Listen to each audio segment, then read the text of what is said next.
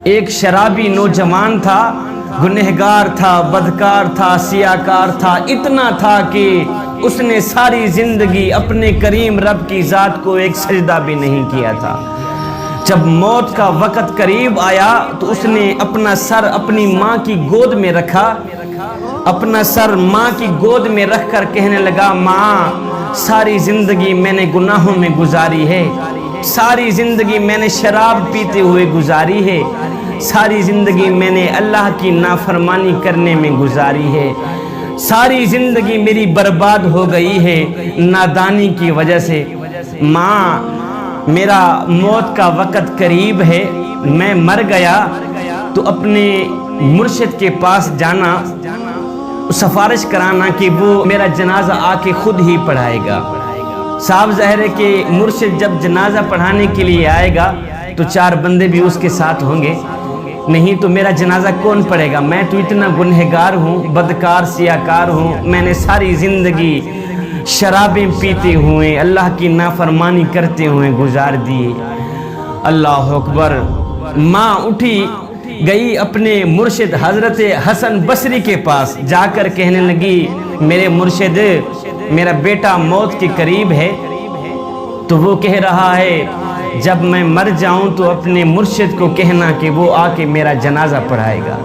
حضرت حسن بصری کہنے لگے، مائی وہ مر گیا تو میں اس کا جنازہ نہیں پڑھاؤں گا، اس نے ساری زندگی شرابیں پیتے ہوئے گزاری ہیں، ساری زندگی وہ مسجد کے قریب بھی نہیں گیا، ساری زندگی اس نے اپنے کریم رب کی ذات کو ایک سجدہ کرنا بھی گوارا نہیں کیا، میں اس کا جنازہ کیسے پڑھا سکتا ہوں؟ اللہ اکبر۔ وہ ماں روتے ہوئے واپس آئی، دوبارہ اپنی گود میں اپنے بیٹے کا سر رکھا، سر رکھ کر کہنے لگی، بیٹا کاش کہ تو نے زندگی میں ایک بات بھی میری مانی ہوتی تو آج میرا مرشد جنازہ پڑھانے سے انکار نہ کرتا، زندگی میں ایک بات پر بھی تو نے عمل کیا ہوتا، آج میرا مرشد تیرا جنازہ پڑھانے سے انکار نہ کرتا۔ میرا مرشد کہتا ہے کہ اس نے ساری زندگی اللہ کی نافرمانی میں گزاری ہے، شرابیں پیتے ہوئے گزاری ہے، میں اس کا جنازہ نہیں پڑھاتا۔ اللہ اکبر۔ نوجوان رونے لگ گیا۔ جوانوں سنو، نوجوان کی آنکھیں خون کے آنسو بہانے لگ گئی، ماں تڑپنے لگ گئی۔ نوجوان نے کہا، اماں جی ایک بات تو بتائیں۔ ماں کہنے لگی، جی بولو بیٹا، کیا کہنا چاہتے ہو؟ نوجوان نے کہا، ماں مجھے اتنا بتا دے کہ میرے گناہ زیادہ ہیں یا میرے کریم رب کی رحمت زیادہ ہے؟ میرے گناہ زیادہ ہیں، میری بدکاریاں زیادہ ہیں یا اس کریم رب کی رحمت زیادہ ہے؟ ماں خاموش رہی، ماں نے کوئی جواب نہ دیا۔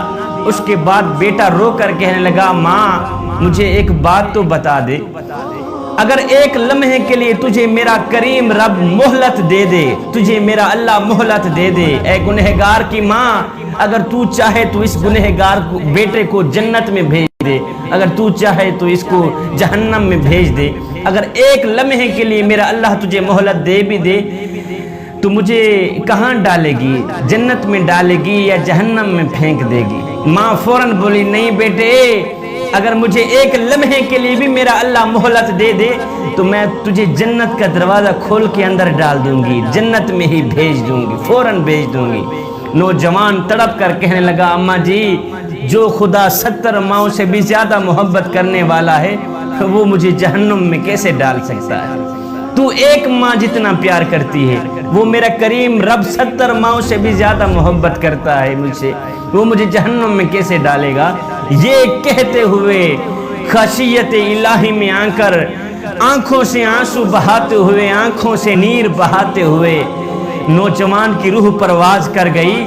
ادھر ماں رو رہی تھی، دوسرا کوئی رونے والا نہیں تھا بیٹے کو، ادھر کسی نے دروازے پہ آ کے دستک دی۔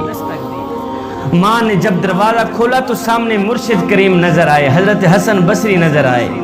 محترمہ کہنے لگی، مرشد کریم آپ نے تو مجھے جواب دیا تھا، آپ کیسے آ گئے؟ آپ کو کیسے پتہ چلا کہ میرا بیٹا فوت ہو گیا ہے؟ مرشد کریم کہنے لگے، محترمہ جی جب تو میرے پاس آئی تھی اس وقت میں سونے لگا تھا، میری آنکھ لگی، خواب میں کسی کہنے والے نے کہا، او میاں تو سویا ہوا ہے اور میرے یار کا جنازہ کون پڑھائے گا؟ حسن بصری تو یہاں پہ سویا ہوا ہے، ادھر میرا یار مرا ہوا ہے، میرا دوست مرا ہوا ہے، جا میرے دوست کا جنازہ پڑھا کیا ہے۔ ادھر ندامت کے 2 آنسو بہے تھے، ادھر ندامت اور شرمندگی خشیت الہی میں آ کر آنکھوں سے 2 آنسو بہے تھے، ادھر بخشش کا فیصلہ ہو گیا تھا، ادھر مغفرت کا فیصلہ ہو گیا تھا۔ ایک آنسو کی مار تھی، سارے کے سارے گناہ معاف کر دیے گئے۔ نوجوانو، کریم رب کی چوکھٹ پہ آ گیا کرو، اپنا سر جھکا دیا کرو، خشیت الہی میں آ کر ایک آنسو میں بہا دیا کرو۔